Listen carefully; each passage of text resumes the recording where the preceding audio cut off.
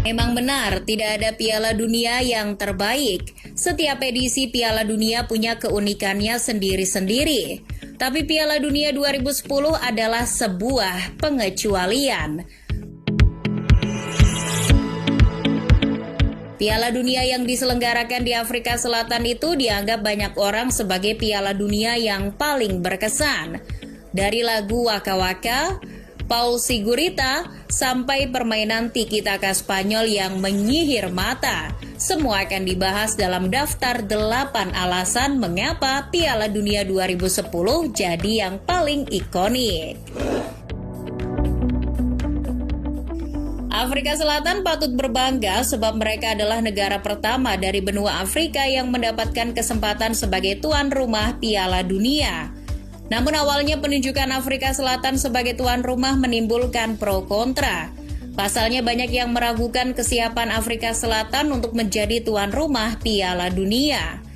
Maklum, Afrika Selatan sebelumnya memang dikenal sebagai negara terbelakang yang syarat akan kemiskinan. Sedangkan untuk menjadi tuan rumah gelaran akbar sepak bola dunia ini menelan biaya yang tidak sedikit. Tidak hanya itu, banyak juga yang mengkhawatirkan faktor keamanan para turis ketika menyaksikan Piala Dunia secara langsung di Afrika Selatan nantinya.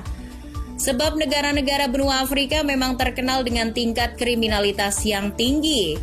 Tapi, Piala Dunia Afrika Selatan adalah tentang kesempatan dan harapan, inspirasi dan aspirasi. Afrika Selatan membuktikan mereka mampu menyelenggarakan pesta Piala Dunia yang tidak kalah meriah dari negara Eropa atau benua Amerika.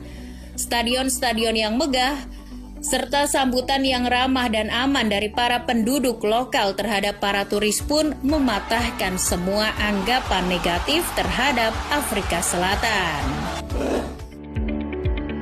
Setiap edisi Piala Dunia pasti punya lagu mereka masing-masing. Tapi lagu-lagu Piala Dunia biasanya punya reputasi sebagai lagu yang biasa saja atau bahkan bisa dibilang di bawah standar.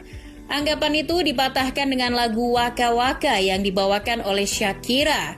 Lagu tersebut jadi lagu Piala Dunia yang paling sukses sepanjang sejarah, dengan 15 juta kali diunduh oleh para pendengar di seluruh dunia saat itu. Namun meskipun mendapatkan banyak respon positif dan menjadi lagu Piala Dunia yang paling dikenal sampai saat ini, lagu Waka Waka tidak terlepas dari kontroversi. Shakira, yang mana adalah penyanyi berkebangsaan Kolombia, dirasa kurang cocok untuk membawakan lagu yang bertema Afrika. Banyak yang menyayangkan langkah FIFA yang tidak memilih artis lokal Afrika Selatan untuk membawakan lagu Waka Waka. Terlepas dari kontroversi itu, lagu Waka Waka terbukti sangat sukses pada saat itu. Lagu tersebut menduduki peringkat 1 Billboard Meksiko selama 5 minggu berturut-turut, serta menempati posisi puncak Billboard di berbagai negara lainnya. Tidak bisa dipungkiri, Waka Waka yang dibawakan Shakira adalah lagu Piala Dunia yang paling ikonik bahkan sampai saat ini. Tidak hanya lagu resmi Piala Dunia, bahkan lagu berjudul Waving Flag dari Kenan yang merupakan kolaborasi dengan brand Coca-Cola juga begitu ikonik di telinga.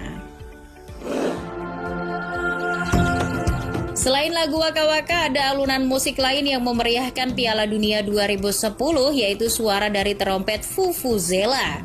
Vuvuzela sendiri adalah instrumen tiup yang telah jadi bagian besar budaya sepak bola di Afrika Selatan. Dan warga Afrika tentu dengan bangga membawa budaya tersebut ke panggung Piala Dunia.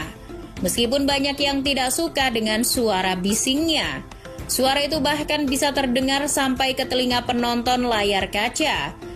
Beberapa tim bahkan menyalahkan suara bising Vuvuzela menjadi penyebab utama koordinasi para pemain di lapangan jadi terganggu. Karena suara bising nan tidak merdunya itu pula, banyak yang menyarankan untuk melarang penggunaan Vuvuzela di stadion. Alasannya karena menimbulkan polusi suara. Tapi bertahun-tahun setelah Piala Dunia 2010, kita menyadari bahwa Vuvuzela lah yang membuat gelaran Piala Dunia 2010 begitu unik dan sulit dilupakan. Suara sengak dari Vuvuzela yang dibunyikan sepanjang laga menjadikan ciri khas tersendiri bagi Piala Dunia 2010. Seperti pada gelaran Piala Dunia yang lainnya, Piala Dunia 2010 juga mengeluarkan edisi bola resmi mereka sendiri. Bola tersebut dikenal dengan nama Jabulani.